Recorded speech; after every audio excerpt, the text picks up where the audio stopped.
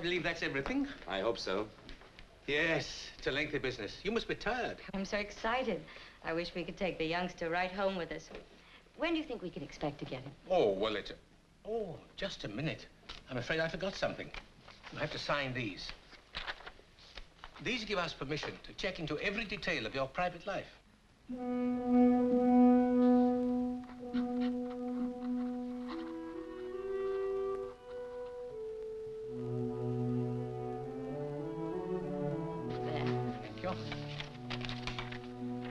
Thank you.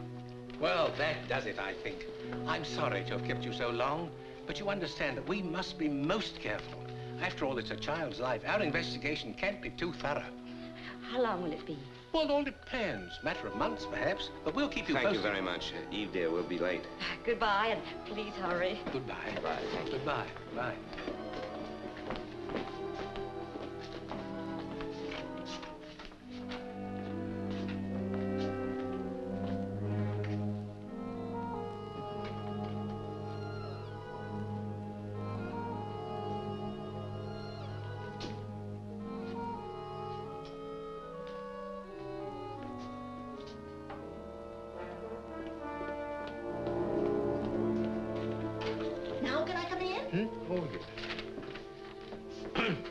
Interview report of the directors. Names of applicants, Harry and Eve Graham. She is 32, he's 38. Occupation, traveling salesman for the Sutter Sales Corporation, dealing in electrical appliances. The company is owned by the Grahams and was started about 4 years ago. Mrs. Graham appears to be very capable. She handles the office work. Mr. Graham covers the Los Angeles area, where they hold a sales franchise for a deep freeze concern. Their income, presently about 20,000. Married 8 years. Well, you don't need to wait for me. I'll straighten up. Yeah, I tried that once before. Nearly lost my job. You and your cleaning up. Well, go on, go on. You're not disturbing me one bit. Mrs. Graham is unable to have a family. Her problem is of undetermined origin, but we'll check several physicians who have examined her during the past 8 years. They will take an older child, 4 or 5 years, of either sex. From the preliminary interview, it's my opinion they would make fit parents, but something bothers me about Mr. Graham. He seemed impatient during the interview. A chip on the shoulder sort of attitude. He behaved rather strangely when signing the permission to investigate form. Perhaps this is my imagination. I'll report further when I visit the Graham's home for the customary inspection next week. Whew. Well, that's that. If all the others was like you, there wouldn't be any babies given away in this state at all. Why are you such an old fuss budget, huh? If you had made a mistake once, you wouldn't want to ever let it happen again. Not where a child is involved. Well, goodbye, dearie. Eve Graham. 22 Sutter Street. And Harry Graham.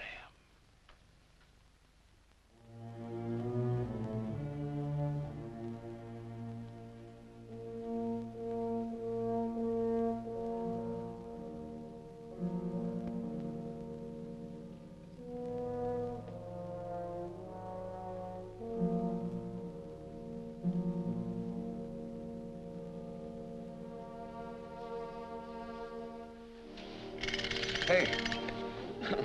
What goes on? Oh, I couldn't resist him. He's the beginning of a collection. There's a whole army that goes with him. We haven't heard anything yet. Oh, but we will, you'll see.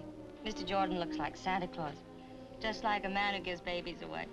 And anyway, it's good practice for you, being awakened by mechanical toys. On a teddy bear in the face, and maybe later on a football in the tummy. Oh, you'll learn to love it. You will love it, won't you? Of course I will. Why do you ask? Oh, then it's just my imagination. The other day in Mr. Jordan's office, I thought maybe you were sorry we'd started the whole thing. I wasn't sorry. It's just that Santa Claus was such a deliberate old codger. He got on my nerves, that's all. How about undoing my blouse? How about getting yourself pulled together? This is Tom Morgan Saturday with us. You can do the Caesar salad. What else is cooking? Oh, everything you hate. Roast beef rare, potatoes brown. How does that sound, Master? Sounds like the perfect wife.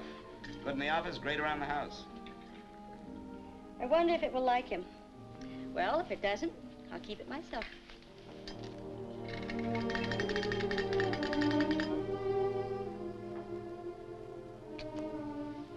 I remember other Saturday afternoons when it was always like this. A long time ago.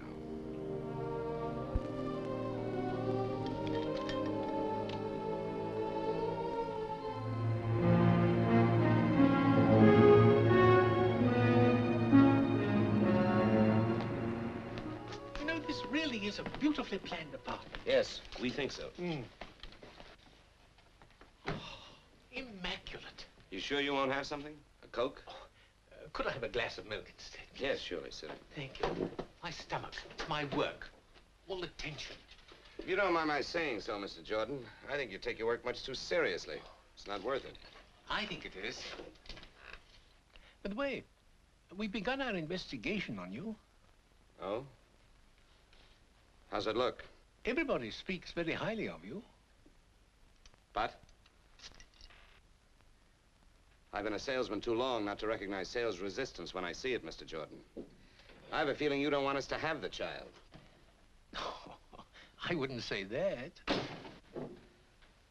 Thank you. Well? Am I right? I don't know whether I do or not. At least not yet. I understand you spend a great deal of time in Los Angeles on business. Yes, that's right.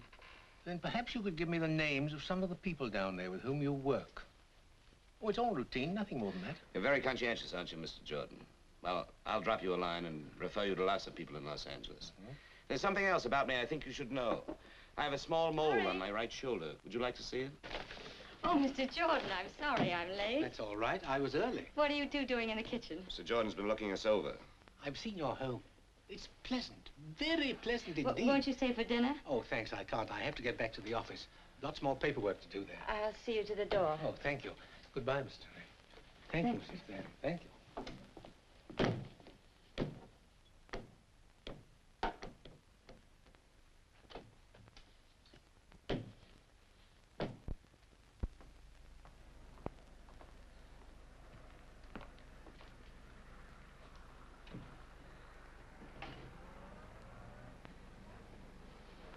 What happened between you two? Oh, I'm sorry, Eve. I don't know what hit me. Sorry. He said he liked you, but didn't think you liked him. Oh? Anything else? That we could start fixing up that room, and he thought I'd be a good mother. For once, Mr. Jordan is right. Well, the star salesman of the Sutter Corporation had better get on his horse. What time's your plane? 9:15. I've got a date with the Clark Company buyer first thing in the morning. If we can only sell that account. By the time you're a father, just think you can hire one salesman or even two the way things are going, and you can stay home and run the show. What's this? Are you resigning? Well, not exactly. I'll be around to heckle a bit. That's a woman's privilege. Well, I've got to pack. Oh, I'll do it for you, but there's not much to pack. Everything's in Los Angeles. Don't you ever get a hole in your sock? And how do the buttons manage to stay on your shirts? You never bring them home. I've found a laundry that does it. Saves a lot of trouble. I'll only be a minute packing your bag.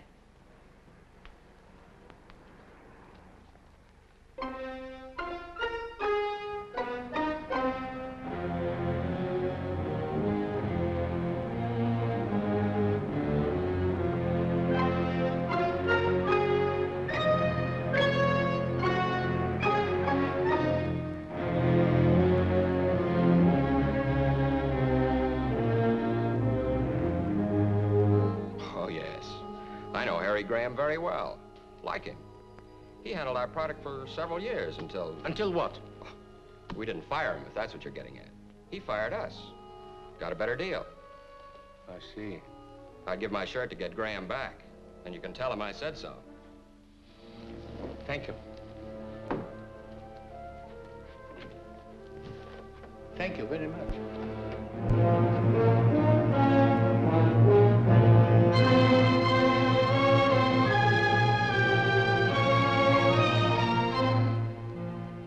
You see, the Grahams wish to adopt a child, and we must have certain information. Well, isn't that nice? They want to adopt a baby. How long has Mr. Graham made his office here? Oh, I guess about 2 years. Where does he live when he's in Los Angeles? I guess he just lives around, hotels, motels, wherever he can get in. It's cocktail time, honey. Are you with me? Mr. Jordan, this is Roy Esterly. Oh, I'm very pleased to meet you. What line are you in? Mr. Jordan is getting some information on Harry Graham. Oh, Harry's not in any trouble. Mr. Jordan's not a cop. I'll tell you later. Okay, sweetie. You fill him in on Mr. Exclusive, and when you get through, come on back and have a little chat with me, huh? Excuse me, but could I ask you a few questions? Why, sure. Fire away. What do you know of Mr. Graham? Oh, he's a good guy. But you called him Mr. Exclusive. Oh, well, I was kind of kidding, I guess. See, we never see him except here in the office, and of course, when he's here, he's buried in work. You know, I can't understand how a guy can live without a little social life. So he's not a playboy, like some cornballs I could mention. Playboy. He's the original invisible man. You never see him anywhere. He's not at the hotels, restaurants, nightclubs. Man comes to town, and just like that, he disappears. Mr. Jordan, I have an idea. I'm sure Harry will be calling in. You can get everything you want right from him. I'll call the hotels for you. Why don't you just sit over there at Harry's desk? Well, thank you, miss. Maybe I should see Mr. Graham after all. Yes, I'll wait. Oh, as long as you're going to all the trouble, would you kindly ask the hotel people when Mr. Graham was last registered? Surely, I could do that. Say, Mr. Jordan, your throat must get pretty dry asking all those questions. How about a little slug? Oh, you're very kind of you, but no thanks. Bob Vance never called, did he? No. That's good, because I don't want to talk to him. Hello? No, he's in Redlands. He'll be back the day after tomorrow. Yes, I'll have him call you.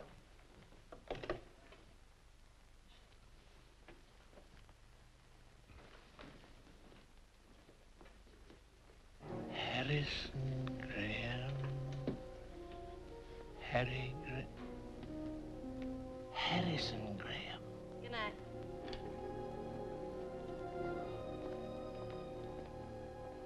You've really got Harry Graham on your mind. I'm sorry it took so long, but the hotels had to check. You know, it's funny, but he hasn't registered any of them for months. Several of them remember him. Of course, he could be staying at a rooming house, but that doesn't sound like him. He likes everything nice. You're very kind. I'm sorry for all the trouble. By the way, is Mr. Graham known by any other name than Harry? No, his name is Harry. Look, Mr. Jordan, he was in yesterday, and I know I'll be hearing from him soon. Give me a number, and I'll have him call you. Or maybe you've gotten everything you need, huh? No, not yet. Excuse me, it's that board. Ah, thank you. Graham. Harrison Graham. 132 Brinkman.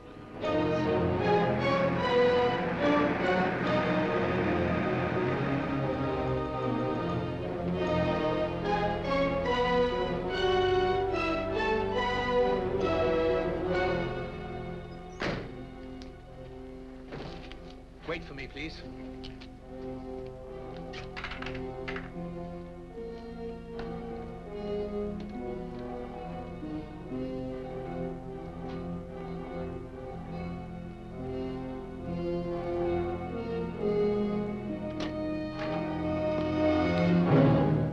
Good evening. Hello. Aren't you a little off your beat? Well, I was coming to Los Angeles anyway for a meeting tomorrow. I'm reading a paper at the welfare convention. Oh, how nice. So while I was here, I've been doing a little checking up on you. Tell me, why are you listed in the telephone book under Harrison Graham? Harrison Graham's my real name. Oh, you changed it? Some time ago. I thought it sounded a little formal, if you know what I mean.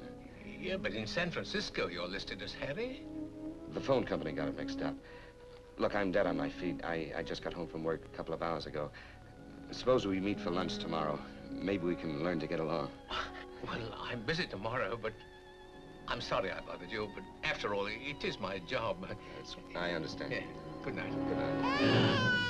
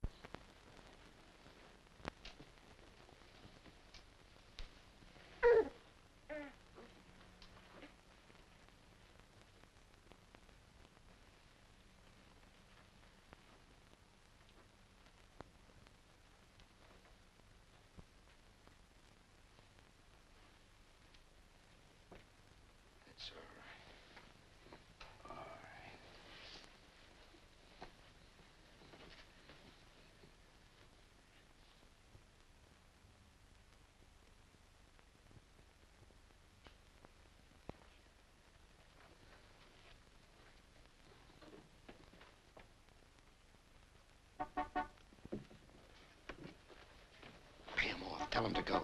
You'll wake them both up. My wife's sick, too. She's in the other room asleep. She's been up with the baby 2 nights in a row.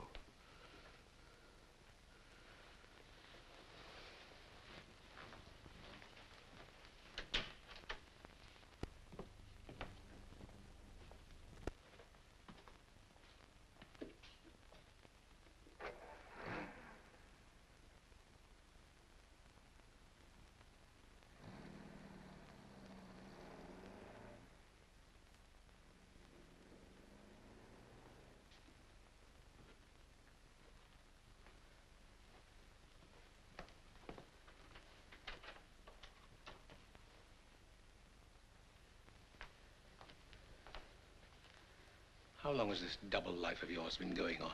About 8 months. And you tried to adopt a child. What are you going to do? Call the police. You can't. Not now. Not with her like this. Please, I've got to try to make you understand. Please. I can't believe it. I can't. How could a man like you, successful, admired, get into a position as vile as this? How?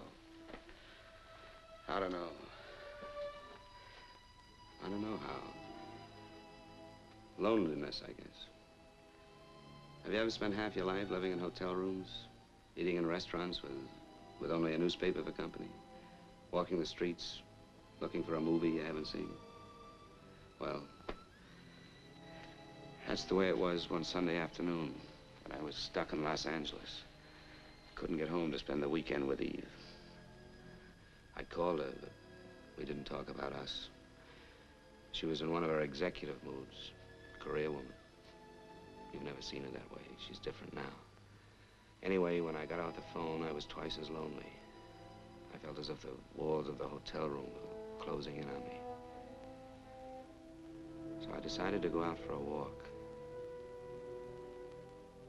Some men on the road escape their loneliness with women who are easy to get. But that didn't work with me. In all the years of my marriage, I never looked at another woman. Eve was my whole life. Yet, sometimes in those years, I felt a distance between us which was more than miles. When we found out we couldn't have children, Eve was bitter and restless. It was my idea coming into the business. She caught on fast. So fast, she doubled our sales in no time. And our marriage, well, it became a business partnership. So on that particular Sunday, my aloneness was like a pain. Visit that fabulous Beverly Hills. It's only $3.25, including tax. And we'll give you something to talk about when you get back to your hometown. Here, folks, the tour is just about ready to leave. See the homes of all of Hollywood's greatest movie stars. Visit that fabulous Beverly Hills. It's only $3.25, including tax. And it'll give you something to talk about when you get back to your hometown. I liked movies, though I really didn't care where Clark Gable lived. But here were people going someplace, and I went along with them. Hey, folks. Ladies and gentlemen, this is glamorous Beverly Hills. Here are the most beautiful homes in the world, where your favorite stars of screen live and play.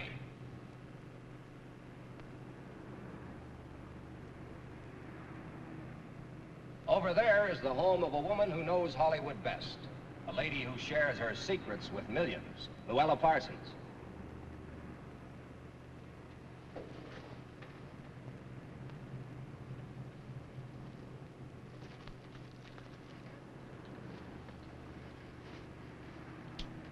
Thanks.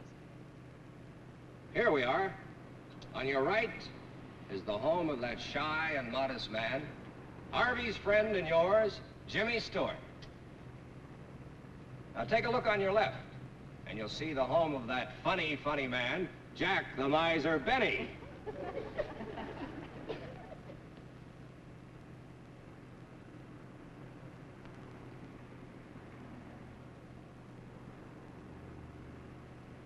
Behind Behind that big hedge over there lives a little man who is Santa Claus to the whole world, Edmund Gwenn. Remember Miracle on 34th Street? Oh, that was a wonderful picture. Did you see it? You missed something. I'd like to know where my favorite mule, Francis, lives. What's that? Oh, excuse me. That's all right. Haven't you any interest in how the other half lives? No, not particularly. I'm just crazy about bus rides. Gives me a chance to get off my feet. And here is a home of a man who's good with the jokes and a genius at the piano, Oscar Levant. Well, I heard him play a Gershwin concert once. He was just great. What is this, the story of your life?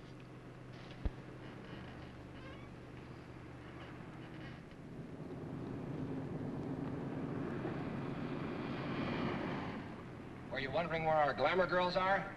All right, here's your answer. On the right, you see the home of that fine actress, Barbara Stanwyck. The White House, also on the right, is where lovely Jane Wyman lives.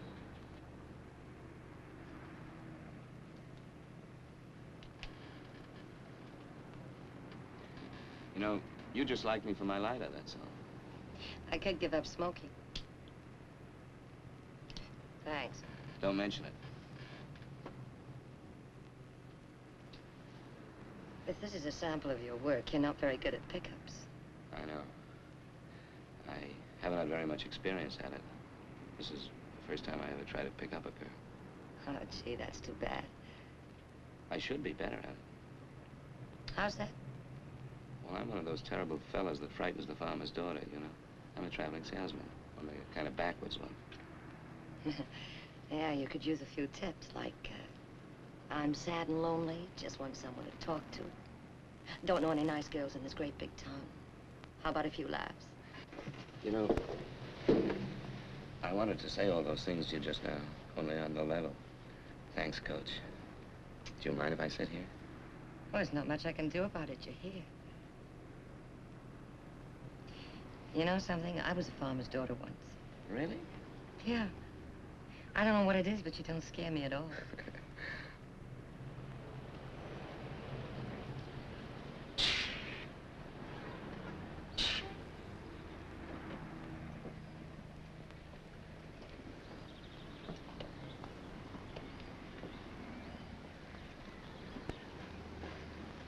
Well, thanks for the use of the lighter. Bye. Oh, just a minute. In case you ever need a deep freeze, my name's Harry Graham from San Francisco. Oh, well, that's nice. And mine's Phyllis Martin from here. From here? This doesn't look like very good farmland. You told me you were a farmer's daughter. Yes, well, that was a long time ago. Oh. Thanks. Oops, doesn't work. Well, remember me to Jack Benny. And there's something else you should know about traveling salesmen. You kill me. They have very large expense accounts and frequently buy dinner for pretty girls they meet on buses. Well, I must say your star's improving fast. But I'm afraid I can't, sorry. I'm sorry, too. Yeah, well.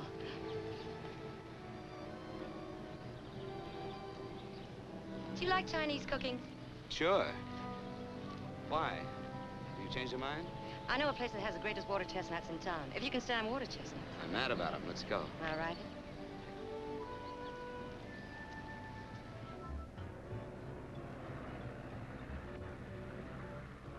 Early American Chinese. You're gonna love it.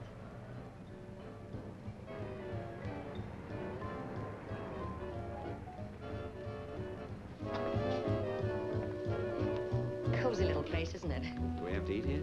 Oh, yes, it's a must. Now, why don't you relax and I'll be back in a few minutes, huh? Hi, Sam. Good evening, Miss Martin. Good evening, sir. Will you take care of the gentleman for me? Like this way, sir? I'll have a drink at the bar while I'm waiting for the lady. Good.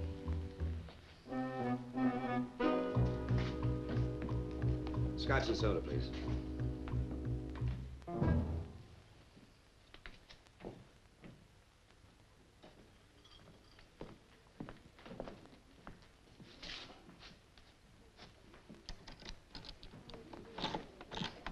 Here you are, sir. Oh, thank you.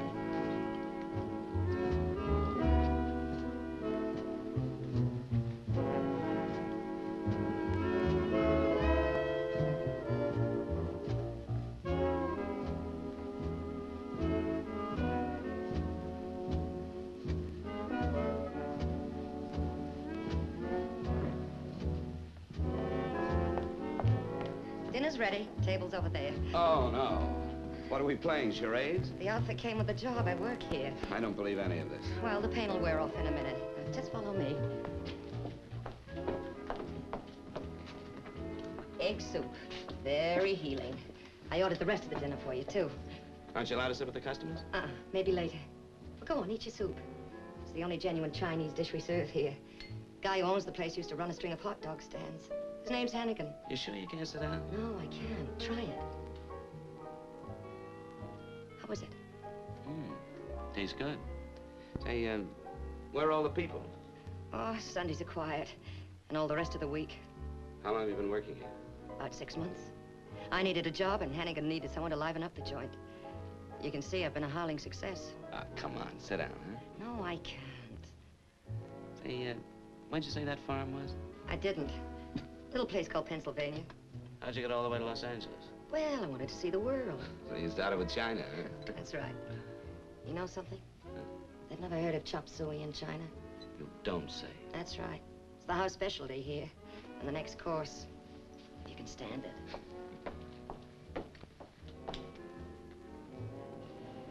This isn't as nice as Barbara Stanwyck's, but it's closer to my work. Here, let me. Oh, thanks.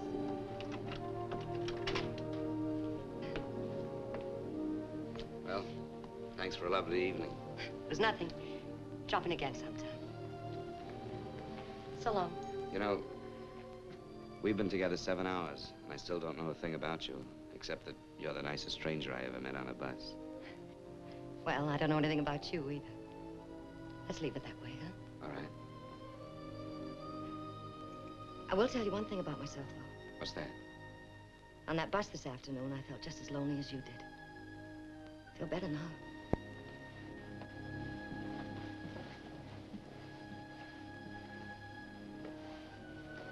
I guess all traveling salesmen aren't alike, huh? Some of us are quite harmless.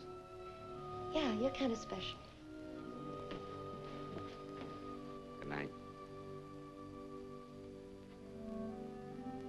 I never expected to see Phyllis again. But I knew I'd remember this day, when 2 strangers helped each other through a lonely Sunday. I felt good again, not very sleepy. We're ready with your call to San Francisco. Yes, thank you, operator. Eve? My, 2 calls in one day. Well, never mind, darling. This is deductible business. Monkey business. I cheated on you today. I thought you should be the first to know. Haven't you heard? The wife is always the last to know. I'm serious. A beautiful brunette, all curves and soft shoulders. Oh, how wonderful. I hope you'll be very happy together. What kind of talk is that? Aren't you even jealous? You won't spoil my sleep one bit. You're mighty sure of me, aren't you? Very sure of you, my darling. She wasn't really beautiful, just nice. Kind of a funny little mouse. Don't you want to know how I made out? Oh, I forgot. I heard that Duff's may open 3 more retail outlets in Los Angeles County. Got a pencil handy? Better write down this name and address. Are you listening? Here it is. He's the merchandise manager. Yes, I'm listening, Eve. I've got it. I wish you were here with me right now. I didn't even touch her. Touch who? You know, the funny little mouse. What a shame. Better luck next time. Harry, I got a special delivery from Mother today. Oh? What's the news? Well, Father's quite ill. Nothing serious, I suppose, but I'm a little worried. I wouldn't worry, darling. I'm sure he'll be all right. Eve, I've got to make the rounds. I'll call you in a couple of days. Good night. Night.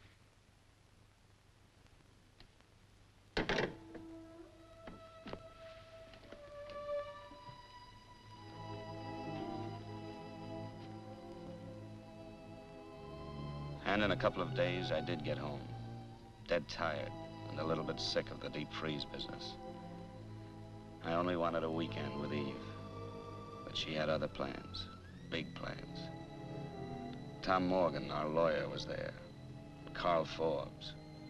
He was a buyer for the Redmond chain. I'd never been able to sell him. Then Eve decided she'd try the woman's touch. Why did you ever send your wife in to sell me? She packs quite a punch. Hadn't you heard? Eve's the brains, I'm the brawn.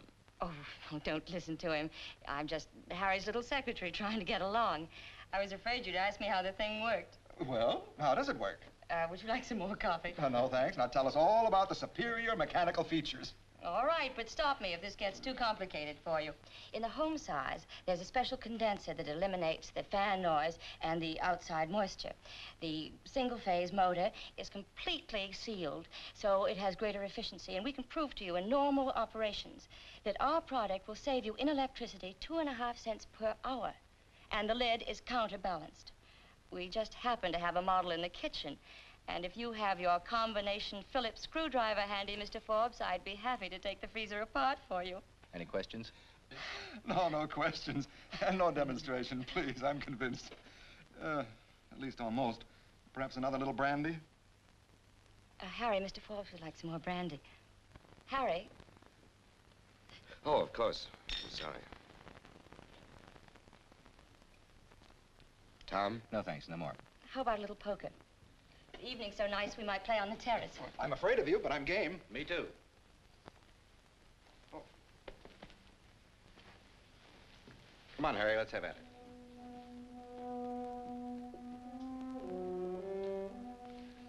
You know, I think we're really on our way. I'm sure we got Forbes. It's the power of a woman for you. Oh, I'm so happy. I'm so sleepy. Good night, Don. Eve, Hmm? I just figured something out. In the last month, we've been together 6 days and 14 hours, not counting when we're asleep. Doesn't make any sense. Did you hear me? 6 days, 14 hours.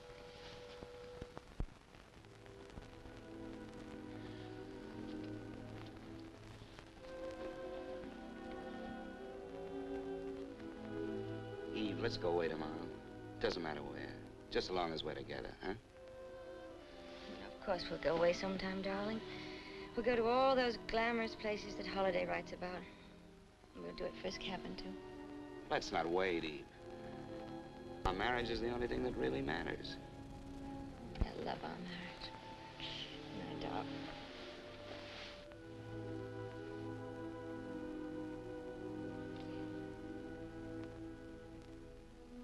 So I hit the road again. When I got back to Los Angeles, I found myself dropping into the Canton Cafe. One tea coming up, rice cakes, and your fortune free. Shall we go? The decorations are terrible, but the service is great. Oh, come on, sit down, huh? Just for once. You want me to lose my job? What does it say? You will travel far. Well, that's right in the button for a traveling salesman. There's another one. Uh-huh. Money and fortune await you. That's better. And the last one. Uh-huh. Dance and the world dances with you. Wow. Things have warmed up. Do you like to dance? I don't know. It's been a long time. Well, do you want to take a chance with me? All right. When you finish tonight, where'll we go? Oh, why don't we stay here? It's so romantic. You're a little character. Miss Martin, over there. Sorry.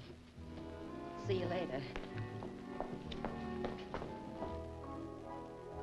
That night we danced. There were other evenings with Phyllis, too. We asked nothing of each other. I had never kissed her. Never touched her. Just being together was enough.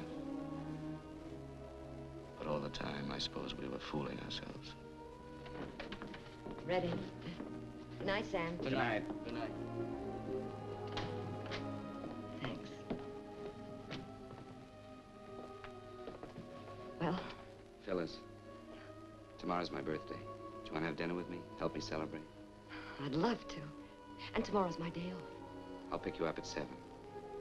Sure you haven't anything better to do? I'm sure. Okay. Phyllis.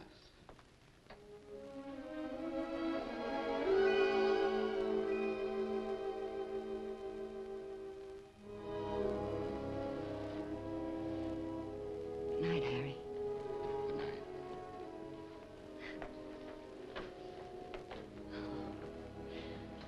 See you tomorrow, then, huh? It's 7.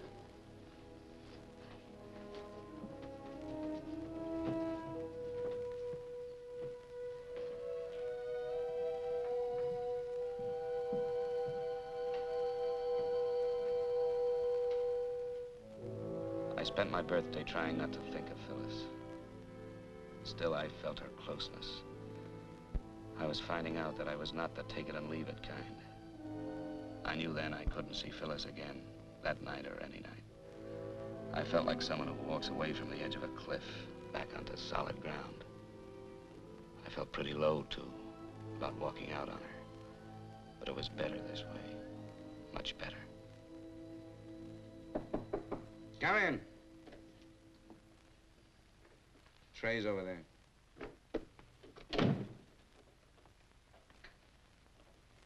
Not much of a way to spend your birthday. Phyllis, didn't you get my message? Well, sure, I got it. That's why I came over. I was worried.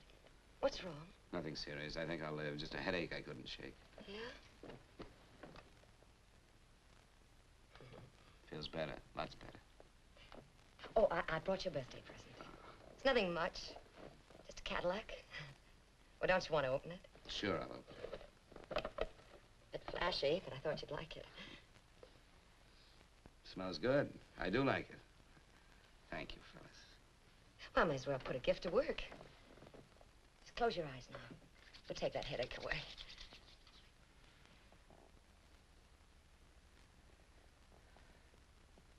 It's working already.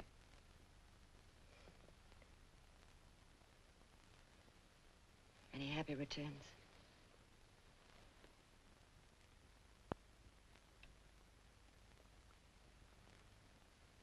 You know something? The headache's all gone. We're gonna have that dinner after all. Oh, no, we're not going anywhere. You're gonna take it easy. Lady, you have healing powers that are miraculous.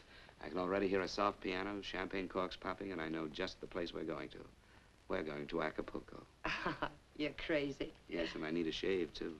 Look, I'll go home and get into something slinky, then pick me up in 15 minutes, huh? All right. I'll get into something real uncomfortable.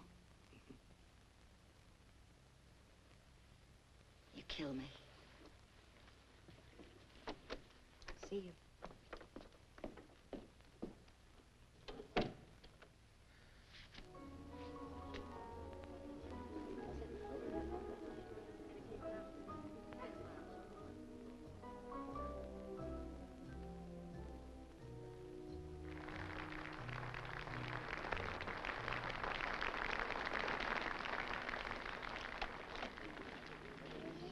Oh, it's such a lovely night. This is going to be even better than the last part. I'm glad your birthday only comes once a year. This once was worth it. Acapulco. You know, I never thought I'd make it. And only 30 minutes from downtown. You know you fall in love here. It goes with the check. When did you make that up? Just now. Have you ever been in love? I've tried it. You know what I think? I think you fell in love once, got hurt, been running away ever since. All right. I bet you read palms, too. Yeah, he was with the occupation forces in Germany. You've heard of those Dear John letters, haven't you? Yeah, sure. Well, I got a Dear Phyllis. Seems I lost out to a little Fräulein. I guess all men are no good, huh? Oh, I don't know. I think there are one or two nice ones left in circulation. Here's looking at you, Phyllis. Thanks. The stars were very bright, but it wasn't the stars. You know, you're a funny one. Don't you want to know if there's someone in my life? Whether I'm married, divorced, whether I have 6 children, whether I've spent any time in jail? No? Why not? What good would it do me if I did know all those things? I like you as you are. The way we are. I don't want anything from you. I'm afraid of being in love again. I touched your hand, the spell you cast was a magic thing.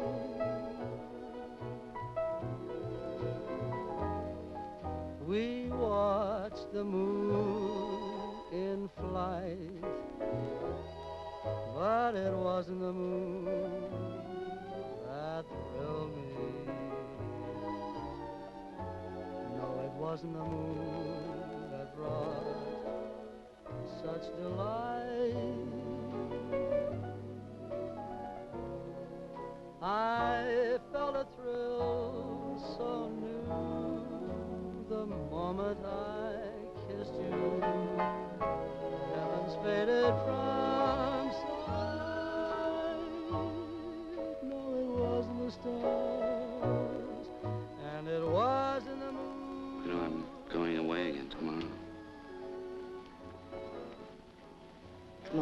time off.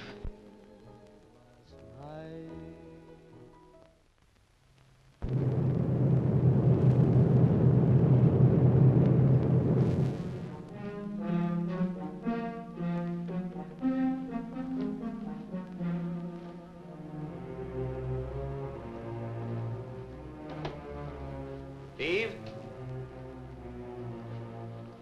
Eve?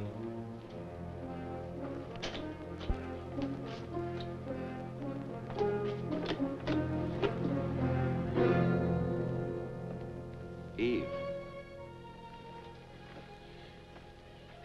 What's wrong? Darling, I'm so glad you're back. What's the matter? Father's had a heart attack. His condition's critical, and I have to go at once. Oh, poor baby. I'm sorry. He's such a great guy. Do you want me to go with you? Thanks, but you better stay here and take care of things. Anyway, I got the last seat on the plane. What time? 10 o'clock. I changed planes at New Orleans for Miami. What about money? All right, I cashed a check on the company. How was the trip? Pretty good. We got the Barlow account, but it took some doing. Good boy. Hartnell's and Ventura is complaining about factory deliveries. I got that all straightened out. Oh, fine. Well, I'll take care of the office here until you get back. If you need any help, call. I'll hop a plane. Maybe he'll pull out of it, huh? I hope so. Ooh, I almost forgot. Oh, lovely. You like it? I'm crazy about it. Put it on for me, will you? What do I have to thank for this? All that new work with Barlow's or that cute little mouse you told me about? Did my boy step out of line? You thank me. Oh, and I do like this. Oh, Eve. This last trip. It's no good being away from each other. How would you like me to be around all the time? Could you stand it? What do you mean? One of these days soon we'll put a man on. I've got my eye on a fella. Oh, I think I'm going to cry. I should be so happy if it weren't that... Finish your packing, darling. I'll make us a couple of drinks.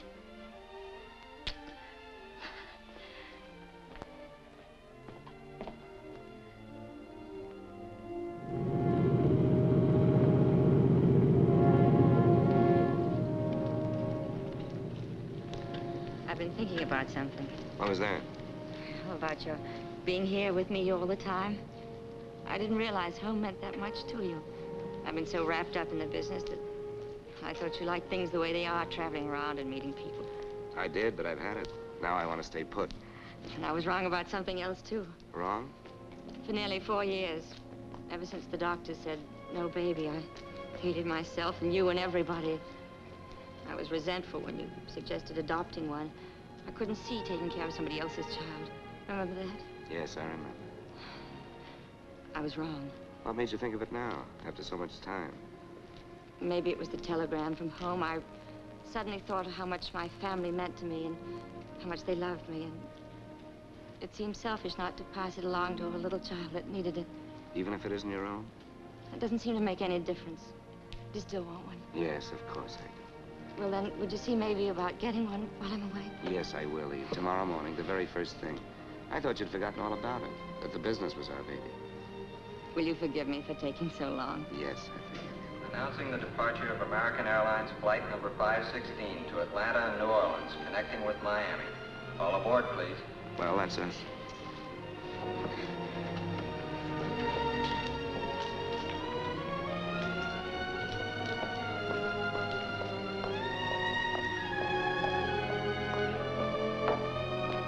So that's how I first crossed your path, Mr. Jordan. I called you on the phone, wanting to know how to start. We wanted a little boy or a little girl.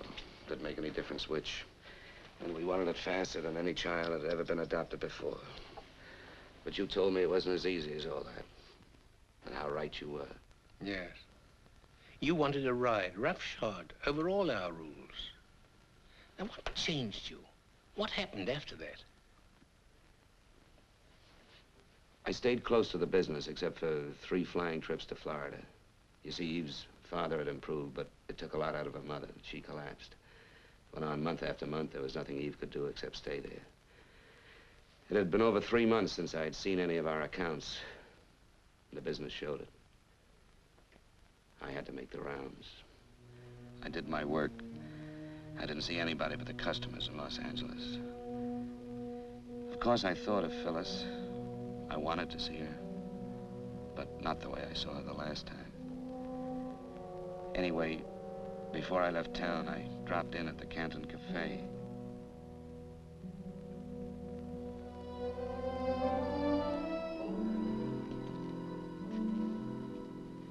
Hi, Sam. Hello, Mr. Crane. We miss you. Thanks, Sam. Miss Martin here? Phyllis? No, she doesn't work anymore. When did she leave? About a month ago, maybe a little more. Was anything wrong? She said she wasn't well. She was going away. Where? She didn't say. Will you have dinner here tonight, Mr. Graham? No. No, thank you. Thanks, Sam.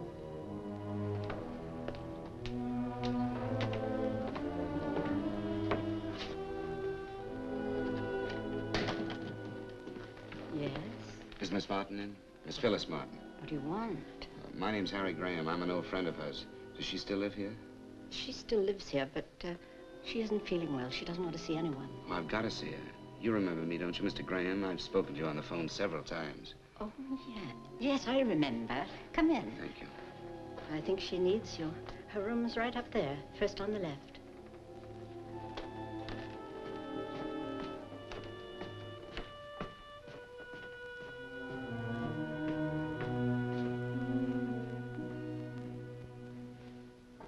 Come in.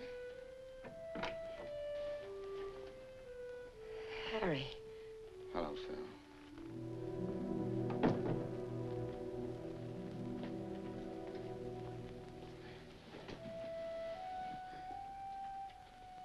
What's the trouble? Nothing. It's good to see you again. I just got back from San Francisco. I've been working there for the last few months. I went to the restaurant and they told me. And I had trouble getting past your guard downstairs. Well, now that you found me again, how are things in the deep freeze business? What was it, hot water heaters? Phil, what did the landlady mean just now when she said she needs you? I don't know. Come on. Look, I don't need anybody. I can take care of myself. I'm a big girl now.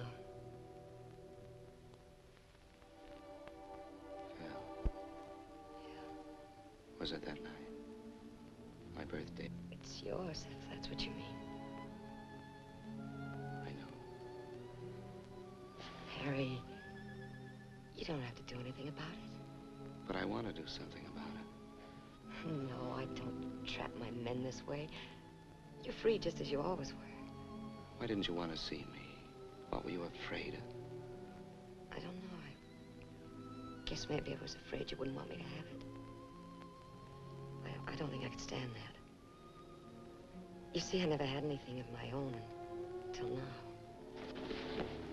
Don't be afraid. Of course I want you to have the baby. I'll take care of everything. Don't worry. Look. I've got some things to do. You stay here and rest a while. I'll be back later. Good. And Phil, I'm glad, terribly glad I found you. So am I. Come on.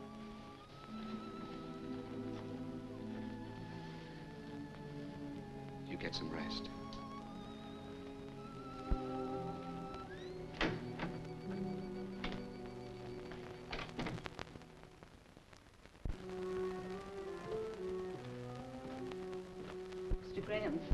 Mr. Graham, this is Dr. Wallace.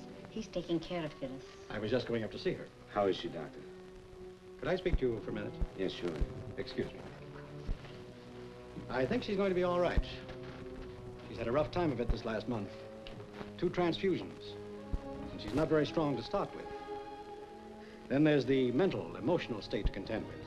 You can understand. Yes, I understand. I think things will be better now that you're here. I'll take care of everything. Please give her the best. I'm glad she means something to you. She can be hurt just like the rest of us. Fooled me at first with that flip, hard act of hers. But that's not the real Phyllis. You must know that.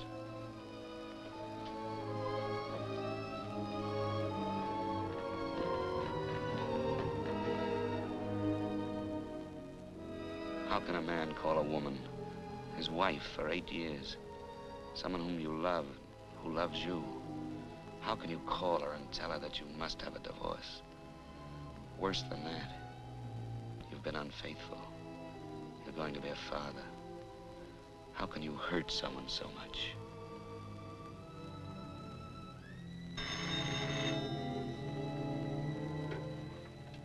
Hello? Eve? Oh, Harry, I've been trying to reach you. What is it, Eve? Your father? About an hour ago. I'm sorry, darling. I'm sorry. I'll have to stay with Mother a while, and then I'll come home to you.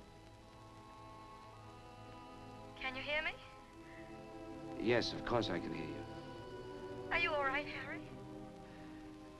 Yes, of course I'm all right, Eve. Give your mother my love and take care of yourself. Goodbye. Goodbye.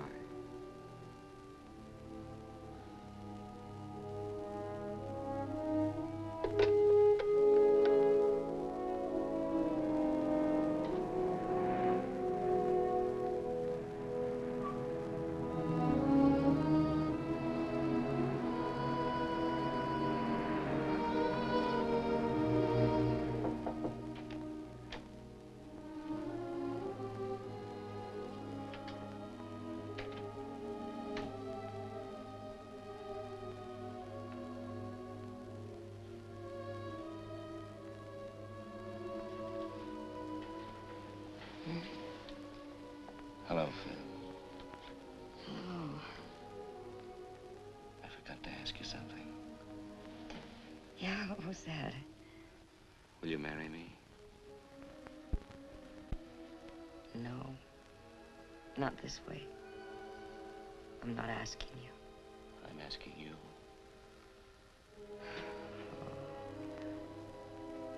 I hate to take you out of circulation like this. There must be a waiting line. There's nothing like that. And no one like you. Are you sure you want me? I'm sure. I do love you, Harry. And I'm so glad I do.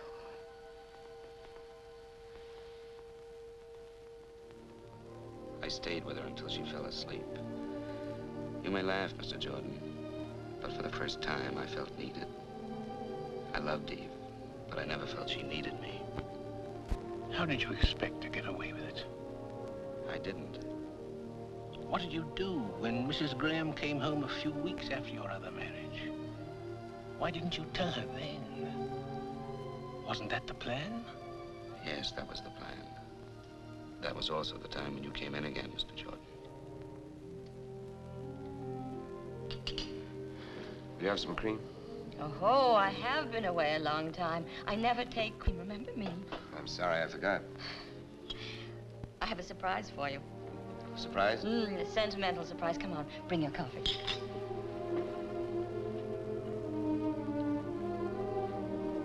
Eve, there's some things we've got to talk about. Father wanted you to have this watch. It was Grandfather's, and then when Father and Mother married, it was a wedding gift to the groom. Grandfather said that having a watch and chain made a man feel more like a man, sort of like a mustache cuff, I suppose. I wish I could have thanked him for it. Well, he told me to tell you to take very good care of it because it should be passed down to our son. He said it was a lucky watch and should be kept in circulation.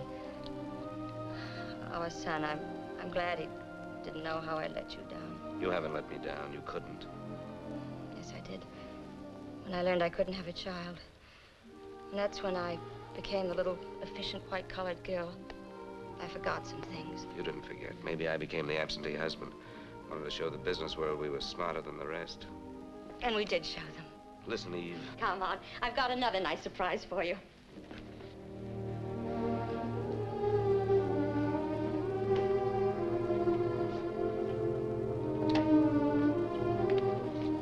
The light doesn't work. Leave the door open so we can see. I cleaned it up today. But don't worry about your golf clubs. I put all our junk in the closet and I stored the suitcases. Oh, I think it's going to be very nice when we get it fixed up. Go a little slower, Eve. I'm not with you. Remember Mr. Jordan? Mr. Jordan. When I left for Florida, you said you'd look into the adoption business, and you told me about Mr. Jordan. Oh, yes. Now I remember. I spoke to him on the phone. What about it? Well, that's a surprise. I called him this morning. He said he wanted to see us both, but he thought he could help us. Of course, it may be a while. Well, so you decided to go ahead and fix the place up? Well, I know it was impulsive, but I couldn't wait. I thought we'd put the bed here, and the chest of drawers over here, and one of those little rubber tubs in case he's too small to use ours. Like it? You still do want a child, don't you? Is adopting a baby terribly important to you? Oh, yes. More important than I ever knew before. Except for you, it would mean everything to me. All right, then. I guess we'll go see Mr. Jordan.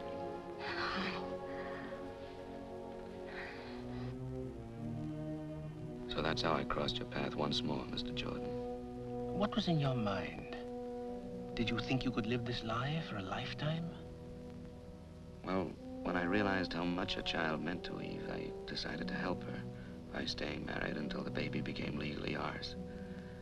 Then I'd get out of her life. I must say, that was both a gallant and a foolish scheme.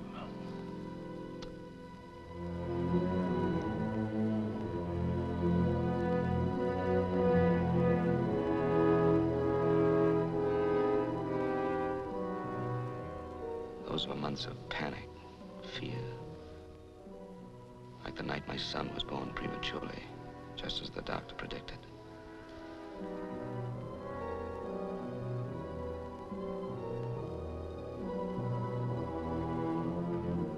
Mr. Graham.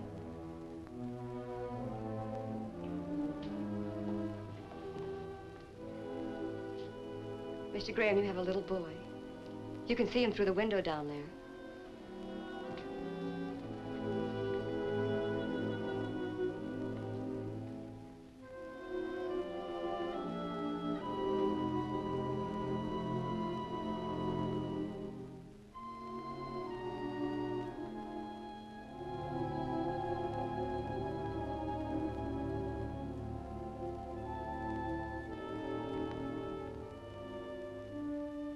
The axe began to fall one day not so long ago, when I'd just gotten in from San Bernardino.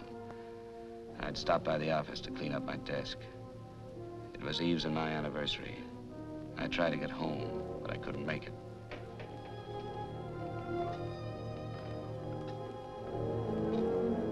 Is there a man in this joint that's been married 8 years? Eve. Don't look so shocked. I'm your anniversary present. I almost didn't find you. I called all the hotels you've ever stayed in. Where are you staying? Oh, I'm not. I just got back from San Bernardino. Did you get my flowers? Oh, I didn't wait for that. I got your wire and decided something should be done about it, so here I am. Aren't you glad? Of course I am. I was just about to call you. Oh, never mind that. How about closing up the store and buying me a dinner? You bet I will. As a matter of fact, we're doing so well, I'll put it on the expense account. Let's get started on our 9th year.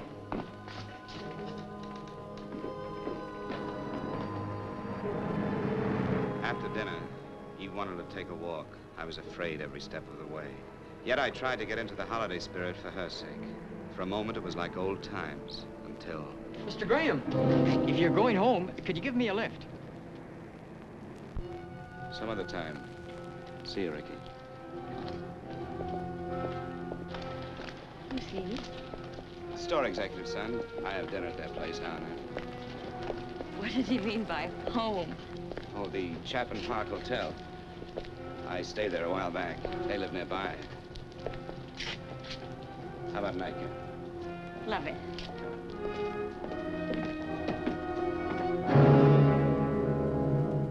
After I put Eve on the plane for San Francisco, I came home to Phyllis and more of my insane double life. I was beginning to act and think like a criminal, afraid to be found out, yet sick of deceit and lies. Hello, Phil.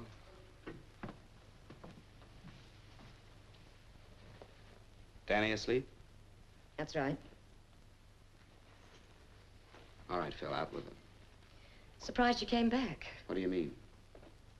Let it go. No, Phil. I won't let it go. I want you to tell me. All right? You must know I'm feeling a little cheap, that's all.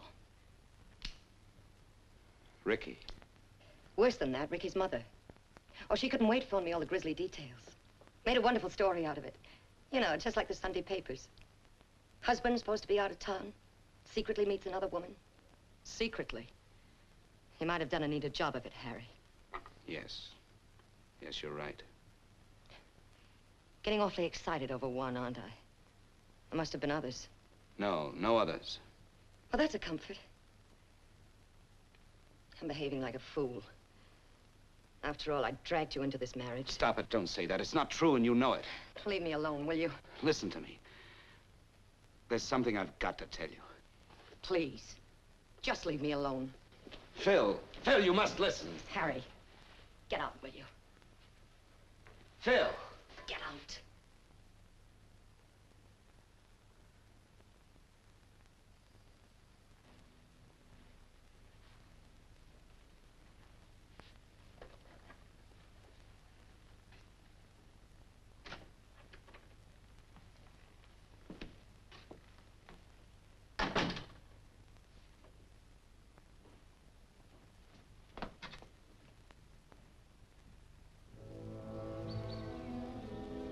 I stayed at a hotel that night.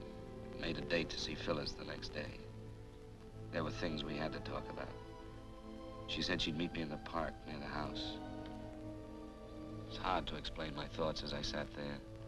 I had my way out. Now I could put an end to this nightmare. I loved Phyllis and her child. I didn't want to lose them. And I hated to bring them pain.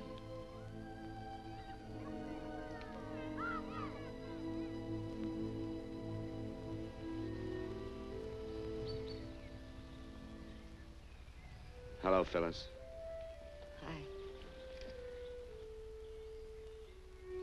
Cigarette? No, thanks. How's Danny? He's fine. I had Miss Higgins come over and sit with him. You look tired. Yeah? Well, I didn't sleep too well last night. Neither did I. What did you want to talk about, Harry? I've been thinking I could manage $85 a week. Can you and Danny make it? Sure. You can get the divorce and all that. I'll pay for everything. I'm sorry it had to happen this way. I never meant to hurt you. I'll come around later and get my things. Okay, anytime.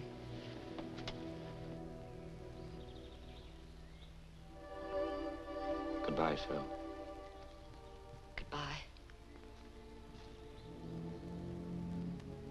Harry. This is crazy. I can't go through with it. I guess you just gave my ego a kick. Will you forgive me? I do love you so. You big lug. You know why I didn't sleep last night? I kept thinking about our marriage. You know, the way we got into it. It wasn't fair to you. Don't say that, Phil. Never, do you hear me? Please, take me home, will you? You really want me to? Oh, yes. We need you. Come on.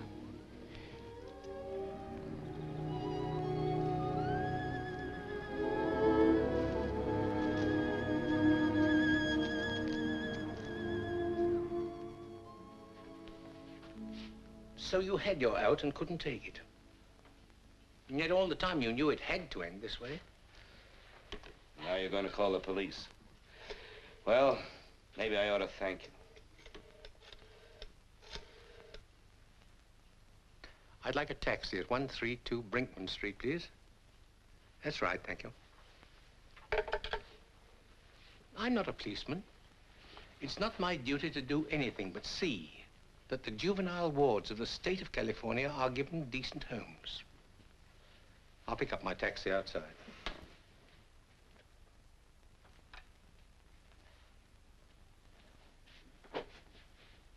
I can't figure out my feelings toward you. I despise you, and I pity you. I don't even want to shake your hand, and yet I almost wish you luck.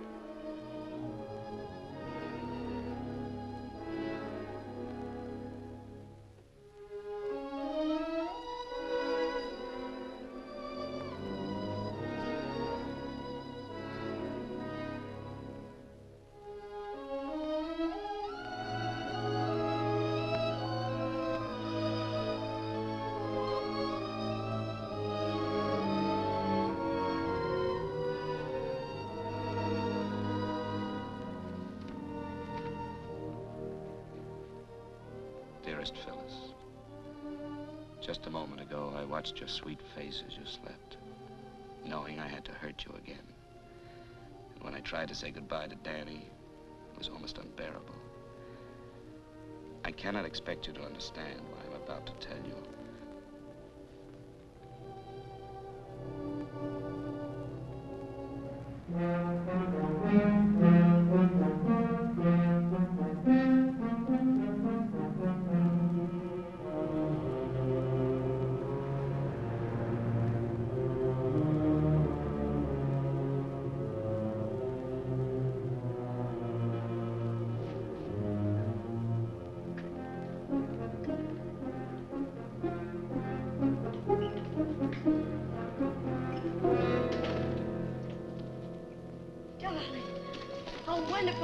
Why didn't you tell me? I couldn't. I have to go away. Go away? Where? I can't explain now. There isn't time. There isn't time. What do you mean? Tell me. I wanted to tell you. That's why I came back. But now there are people waiting for me downstairs.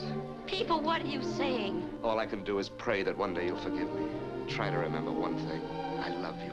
I've always loved you. But you can't go away like this. Oh, I love you too. Dearest, it's the only way. Tom Morgan will call you. He knows all about it.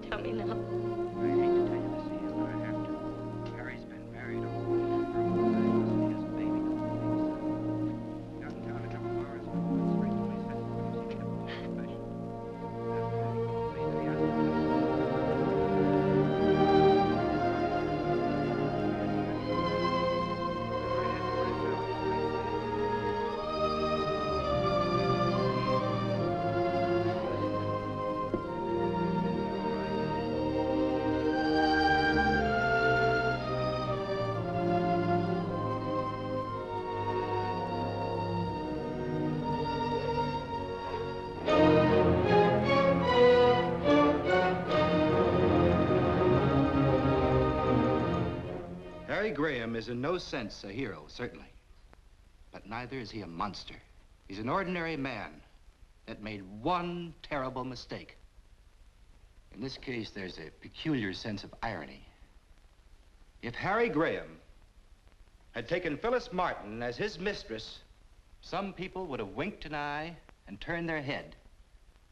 But because he gave her and the child she bore him his name and an honorable place in the community, he must be utterly destroyed. Now, I don't deny that the defendant should be punished. But I do believe that in this case, punishment might well be tempered with mercy. Thank you. As the prosecutor has pointed out, there are many bigamist marriages going on that nobody knows about. The prosecutor is also quite correct in observing that this is a condition which strikes at the very roots of our society. Please stop it. I'm guilty. Why go on talking about it? As the counsel for the defense has brought out, there's irony in this case, tragic irony. I suspect that the defendant may have even loved both these women. Perhaps he even needed them both. I also suspect that he may now have lost them both. When he's once more a free man, it won't be a question of which woman he'll go back to, but rather which woman will take him back. That decision is theirs. Under any circumstances, he'll be forced to continue to support them both, and he will legalize the status of his son by naming him in his will. These are decent women, Mr. Graham. You're basically a decent man, and that's the whole point. When a man, even with the best intentions, breaks the moral laws we live by, we really don't need man-made laws to punish him. He'll find out that the penalty of the court is always the smallest punishment. Sentence will be passed by this court 1 week from this day at 11 a.m. The court is adjourned.